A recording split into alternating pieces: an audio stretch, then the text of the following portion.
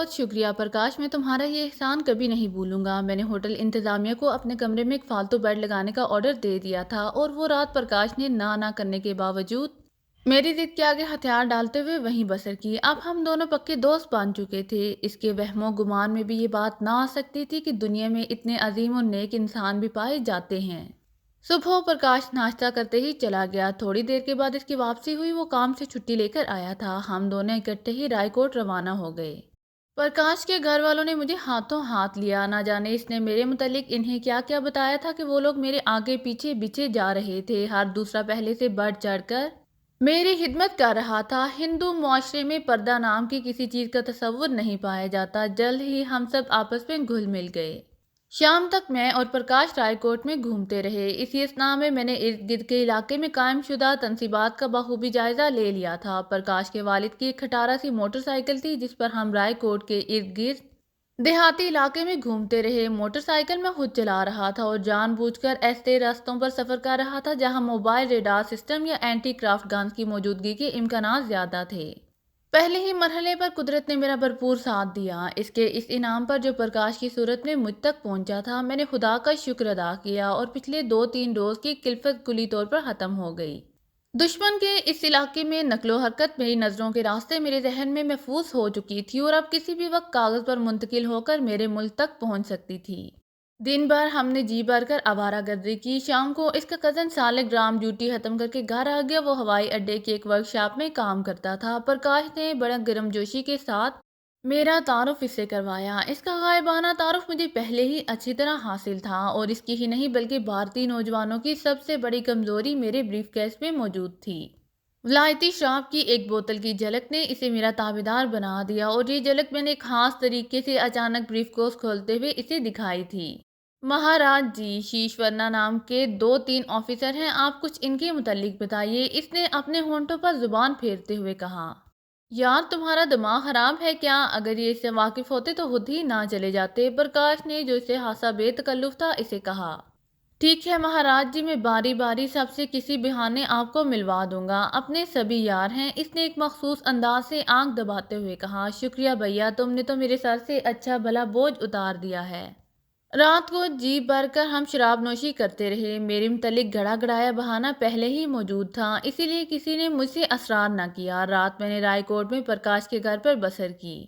اگلے روز سالک رام تو صبح اٹھ کر اپنی ڈیوٹی پر چلا گیا۔ ہمیں بعد میں آنے کے لیے کہہ گیا۔ تھوڑی دیر کے بعد ہم لوگ بھی اس کے پیچھے جا رہے تھے۔ گارڈ روم میں ہماری ملاقات سالک رام سے کروائی گئی۔ وہ ہمیں اپنے ساتھ ورکشاپ میں لے گیا۔ سالک رام کی اپنے آفیسر انچارج سے گاڑی چھنتی تھی، اس لیے کسی نے اس بات کا نوٹس نہ لیا۔ ہر جگہ اس نے میرا تعارف اپنے کزن کی حیثیت سے کروایا جو دلی سے آیا تھا، جسے ہوائی اڈا اور جنگی جہاز دیکھنے کا بے حد شوق تھا۔ ہر کوئی اپنی اپنی بساط کے مطابق مجھے اور پرکاش کو خوش آمدید کہہ رہا تھا۔ قریباً 2 گھنٹے تک ہم ہوائی اڈے پر موجود رہے۔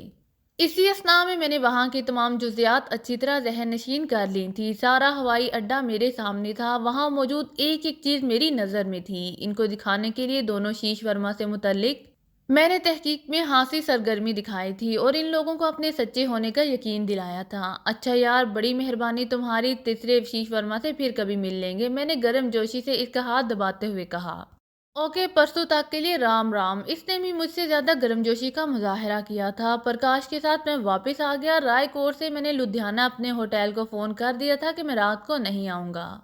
ایڈوانس جمع ہونے کی وجہ سے وہ لوگ بھی مطمئن تھے۔ 2 دن بعد اتوار تھا، اس روز سالک رام کی بھی چھٹی ہوتی ہے اور پرکاش تو واپس لدھیانہ چلے آئے۔ سالک رام کو میں نے اتوار کی بڑی زبردست دعوت دی تھی۔ وہ میرا شکار تھا جس پر مجھے ابھی محنت کرنا تھی اور جس سے بہت سارے کام نکلنے کی توقع تھی۔ قدرت کے اس انعام کو میں کسی بھی صورت ضائع کرنے کے لیے تیار نہیں تھا۔ لدھیانہ ہم شام کو پہنچے۔ دونوں سیدھے ہی ہوٹل گئے تھے جہاں چائے پی کر تازہ دم ہو کر ہم شہر میں گھومنے چلے گئے۔ میں نے پرکاش کو چونکہ اپنے لمبے چوڑے بزنس کے متعلق ایک کہانی سنا رکھی تھی اور اسے یہی بتایا تھا کہ اب میری مصروفیات صرف بزنس تک ہی محدود رہیں گی اور 3-4 روز تک میں لدھیانہ سے اپنے بزنس کے معاملات طے کرنے کے بعد دلی چلا جاؤں گا۔ اس لیے اس نے مجھ سے اگلے روز یعنی ہفتے کے پروگرام کا نہیں پوچھا تھا۔ رات گئے میں ہوٹل پہنچا تو ایک خوبصورت الجھن میری منتظر تھی۔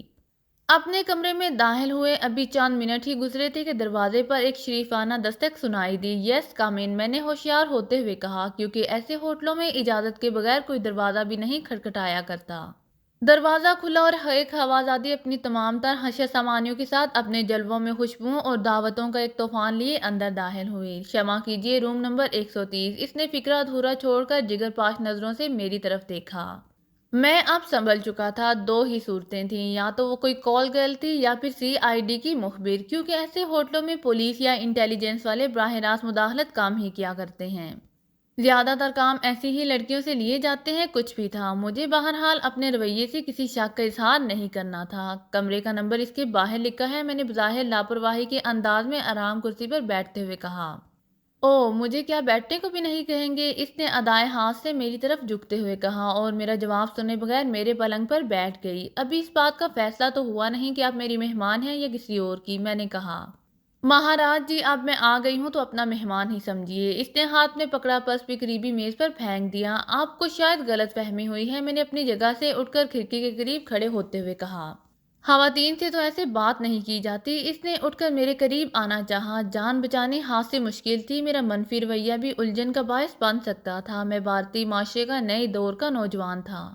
مجھے بہرحال اپنے آپ کو اس ماحول میں رنگنا تھا، ورنہ کچھ بھی ممکن تھا، لیکن میرے مقصد اور مشن کی عظمت میرے راستے میں حائل تھی۔ دیوی جی، آج کے لیے تو مجھے क्षमा کیجیے، میں نے ایک دوست کو وقت دے رکھا ہے۔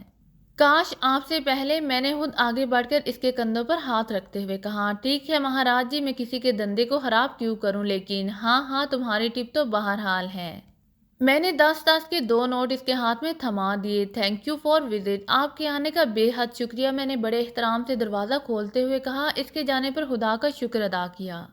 صبح اٹھ کر میں نے دوبارہ ہوائی اڈے کا رخ کیا۔ میرا مشن ابھی نامکمل تھا اور جس نوعیت کی اطلاعات مجھے درکار تھیں، ان کے لیے مجھے اکیلے ہی جانا تھا۔ ہفتہ کی صبح ایک مرتبہ پھر ایک دیہاتی گسیارے کے لباس میں ہوائی اڈے کی طرف جا رہا تھا۔ بس سے میں اڈے سے قریباً 2 میل پیچھے ہی اتر گیا۔ یہ فاصلہ میں نے پیدل ہی طے کیا تھا۔ اس وقت میرا حلیہ اور شکل ایسی تھی کہ پرکاش بھی غور سے دیکھنے پر پہچان سکتا تھا۔ میرے سر پر لگی بالوں کی وگ اور بڑی ہوئی شیپ ہاتھ میں پکڑی چارہ کانٹے کی درانتی اور کھرپے کے ساتھ کندھے پر رکھی میلی کچیلی سی چادر اور تان پر میلے کپڑوں کی وجہ سے دیکھنے والا پہلے ہی نظر میں مجھے کوئی گھسیارا سمجھ کر نظر انداز کر سکتا تھا۔ بس کے سفر کے دوران میں آخری سیٹ پر ایک کونے میں، جہاں اکثر کوئی بدقسمت سواری ہی بیٹھا کرتی ہے، سمٹ گیا۔ اس کے باوجود سارے راستے مجھے بس پہ سوار ہونے اور اترنے والوں کی غسیلی نظروں کا سامنا کرنا پڑا۔ ایک تو میری شکل ہی اچھوتوں والی تھی، پھر اچھوت بھی نچلے درجے کا۔ بھلا کوئی براہمن میرا بس میں سوار ہونا کیسے گوارا کر سکتا تھا؟ بس کا کنڈکٹر مجھے تمام راستہ گالیوں سے نوازتا آیا تھا۔ یہ بات اپنے بزرگوں سے سنی تھی کہ ہندو نیچ جاتی کے لوگوں کو انسانیت کے زمرے میں شمار نہیں کرتے، لیکن انسانوں سے انسانوں کا اتنا کربناک سلوک کہاں دیکھنے میں آتا ہے؟ ہندو معاشرے کے اس مکروہ ترین روپ کو دیکھنے کے بعد ان کے خلاف میری دلی فطرت نفرت دو چار ہو گئی۔ پنجاب کے اکثر علاقوں میں کچھ لوگ کھیتوں کے کنارے لگی گھاس کاٹ کر اسے قریبی منڈیوں میں یا پھر تانگے والوں کے ہاتھوں فروخت کر کے گزر بسر کرتے تھے۔ میں اس وقت ایسے ہی لوگوں کی نمائندگی کر رہا تھا۔ ہوائی اڈے کے گارڈ روم کے سامنے سے، جو سڑک کے کنارے کچھ فاصلے پر بنا ہوا تھا، گزر کر میں کچھ آگے نکل گیا۔ میری بے چین نظریں گارڈ روم کے ارد گرد پھیلے انڈین ایریا کا احاطہ کیے ہوئے تھیں۔ ہوائی اڈے کے ارد گرد چاروں طرف اینٹی کرافٹ گنیں نصب تھیں، لیکن ایک جگہ خصوصی طور پر کچھ نئے قسم کا اسلحہ دیکھ کر میں نے وہیں ڈیرے ڈال دیے اور ایک یونٹ کے نزدیک کچھ فاصلے پر بنے کھیتوں کے کنارے لگی گھاس کاٹنا شروع کر دی۔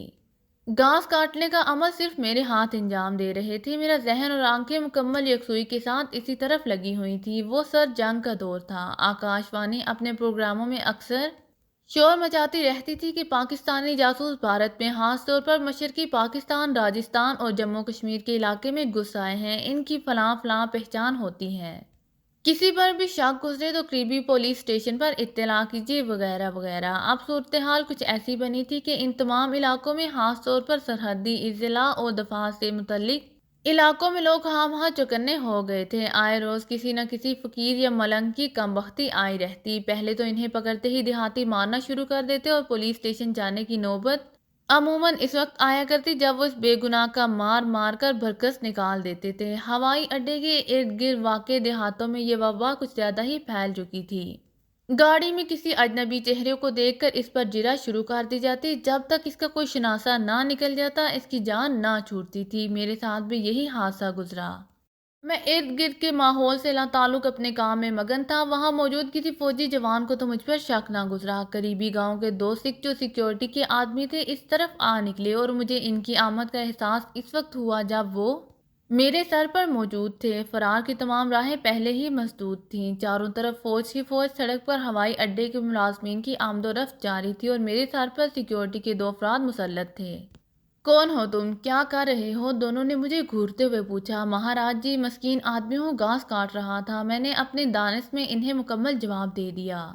اسی اثناء میں اٹھ کر کھڑا ہو گیا تھا۔ تھیلا میرے ہاتھوں میں پکڑا تھا جبکہ درانتی وہیں کٹی ہوئی گھاس کے پاس رکھی تھی۔ میرے ہاتھ میں تھیلے میں سوائے ایک کھرپی اور چادر کے اور کچھ نہیں تھا۔ لیکن ان دنوں جہاں آکاش وانی بھارتی عوام کو وارننگ دے رہی تھی، وہاں بھارتی اخبارات نے بھی پاکستانی جاسوسوں کے متعلق عجیب عجیب افواہیں لوگوں میں پھیلا رکھی تھیں۔ ان میں سب سے زیادہ اہم بات یہی بتائی جاتی تھی کہ جاسوسوں کے پاس تھیلوں یا ان کے کپڑوں میں خطرناک بم ضرور چھپے ہوتے ہیں، ان سے ہوشیار رہیے۔ دونوں شاید مقامی سی آئی ڈی کے آدمی تھے جن کی ڈیوٹی ہوائی اڈے کے ارد گرد دیہاتوں میں لگی تھی کہ مشتبہ لوگوں پر نظر رکھیں۔ مجھے مشتبہ سمجھ کر وہ چلے آئے تھے لیکن براہ راست ہاتھ ڈالنے کو تیار نظر نہیں آتے تھے۔ بھارتی ریڈیو اور اخبارات کا پروپیگنڈا میرے کام آ گیا۔ کہاں رہتے ہو؟ اس نے پولیس کے مخصوص لہجے میں پوچھا۔ تلونڈی مہاراج جی۔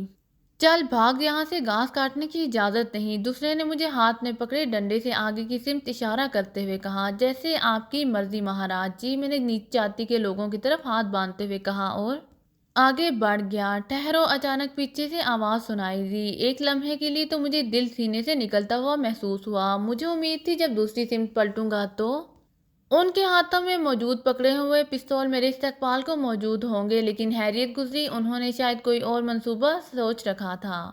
یہاں بس نہیں رکتی، پیچھے بیٹھ جاؤ، وہ سامنے اسٹاپ ہے، وہاں سے سوار ہونا۔ اس نے اپنی سائیکل کے پیچھے بیٹھنے کا حکم دیتے ہوئے تھوڑے فاصلے پر واقع گارڈ روم کی طرف اشارہ کیا تھا۔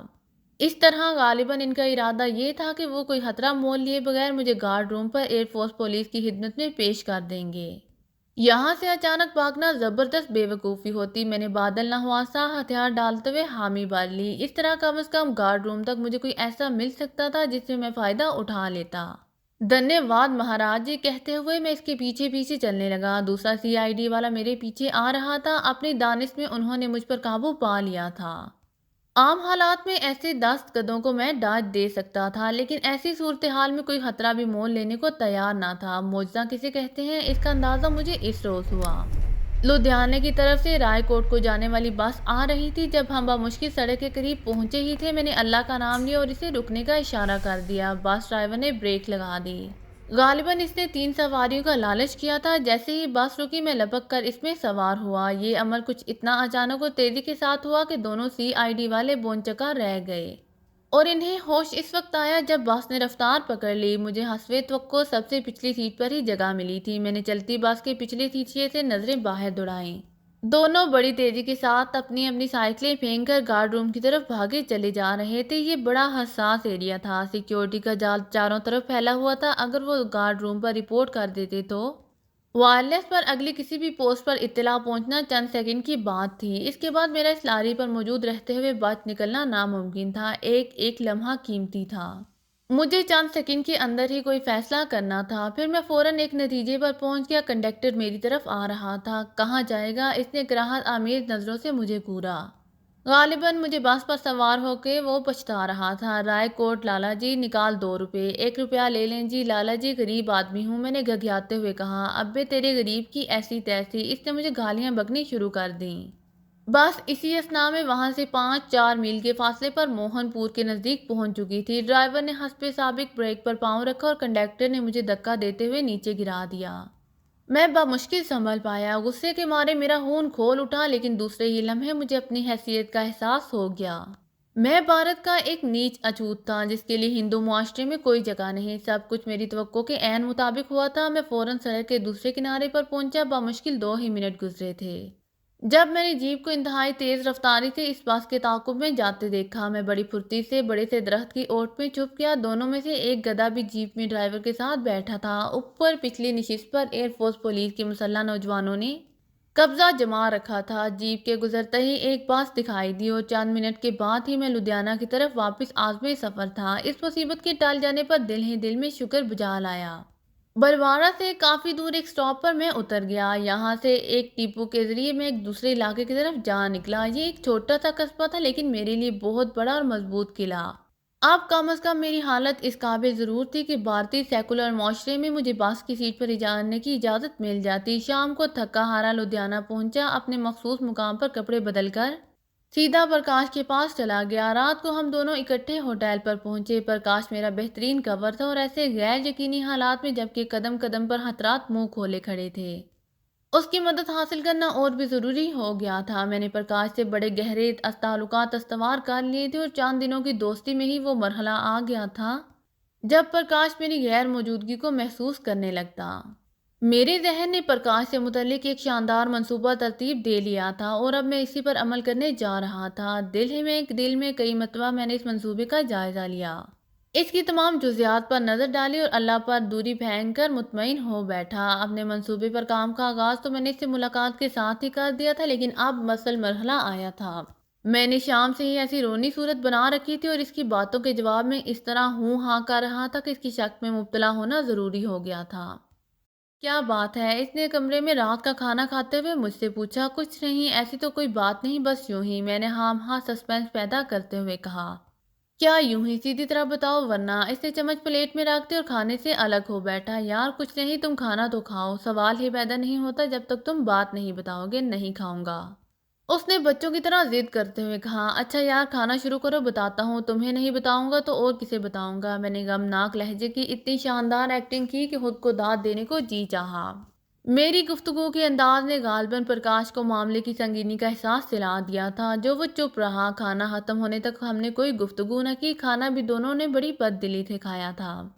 پرکاش میری زندگی کا ایک حصہ سفر کی نظر ہو چکا ہے۔ سینکڑوں لوگ ملے، اچھے بھی ملے، برے بھی، لیکن نہ جانے تم میں کیا بات نظر آئی کہ میں نے کافی بناتے ہوئے گفتگو کی تمہید باندھی۔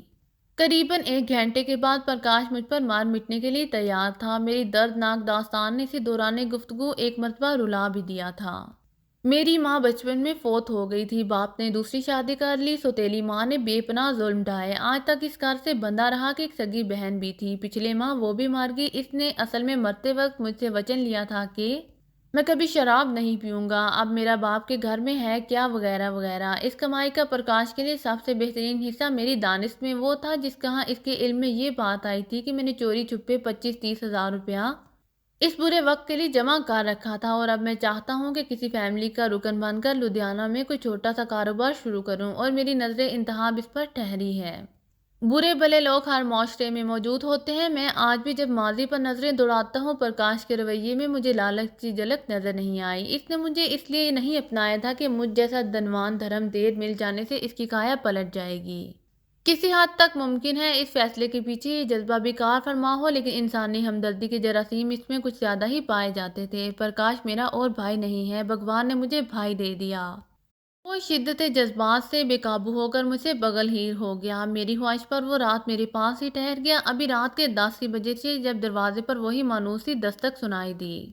پرکاش کو میں نے لیٹے رہنے کو کہا اور خود دروازہ کھول کر باہر آ گیا جہاں کل والی شخصیت موجود تھی۔ اس سے پہلے کہ اس کے منہ سے کوئی لفظ نکلے میں نے انگلی منہ پر رکھ کر اسے چپ رہنے کا اشارہ کیا اور اسے حیران و پریشان پکڑ کر راہداری کے کونے میں آ گیا۔ اپنی سالی قسمت ہی ایک دم پھوکٹ ہے، میں نے ایک مخصوص طبقے کا لہجہ اپناتے ہوئے کہا۔ اب کیا ہو گیا مہاراج؟ اس نے میرے نزدیک سرکتے ہوئے کہا۔ سالہ کیا مطلب؟ سالے کا مطلب سالہ ہی ہوتا ہے، اور کیا ہوگا؟ کم بخت عین وقت پر آن مرا، سب چلے گا۔ اس نے توبہ شکن انگڑائی لیتے ہوئے کہا۔ دماغ خراب ہے کیا؟ ان کے طفیل تو اپنا دال دلیہ چل رہا ہے، ان سے بھی چھٹی کرواؤ گی کیا؟ اس سے پہلے کہ وہ مزید کچھ کہے میں فوراً بولا۔ کل تک کے لیے آخری مرتبہ معافی، میں نے واپس مڑتے ہوئے کہا۔ کل کوئی بہانہ نہیں چلے گا؟ ہاں، میرا روم نمبر 101 ہے، وہاں چلے آنا۔ اس نے جاتے جاتے مجھے بازو سے پکڑ کر جھٹکا دیا۔ اچھا اب رام رام۔ میں نے خوفزدہ ہونے کی ایکٹنگ کی اور اسے آگے بڑھ کر جانے کا اشارہ کرتے ہوئے چل دیا۔ میرے کمرے کے قریب ایک بےہودہ اشارہ کر کے وہ آگے بڑھ گئی اور میں اپنے کمرے میں داخل ہو گیا۔ کیا بات تھی بھیا؟ کون تھا؟ پرکاش نے پریشانی سے پوچھا۔ تھی یار ایک بلا، بڑی مشکل سے جان چھڑائی، کم بخت جان کو آ گئی تھی۔ وہ بات سمجھتے ہوئے مسکرا دیا۔ ہیپی ہوم میں وہ میری آخری رات تھی۔ صبح اٹھ کر میں اپنے والد سے حساب بھاگ کرنے اور اپنا پیسہ نکلوانے کے لیے اپنے شہر کو چل دیا اور پرکاش اپنے کام پر چلا گیا۔ میں نے 3 روز کے بعد واپس آنے کا وعدہ کر لیا تھا۔ اگر آپ کو میری ویڈیو پسند آئے تو please like, share and subscribe کرنا مت بھولیے گا۔ جزاک اللہ۔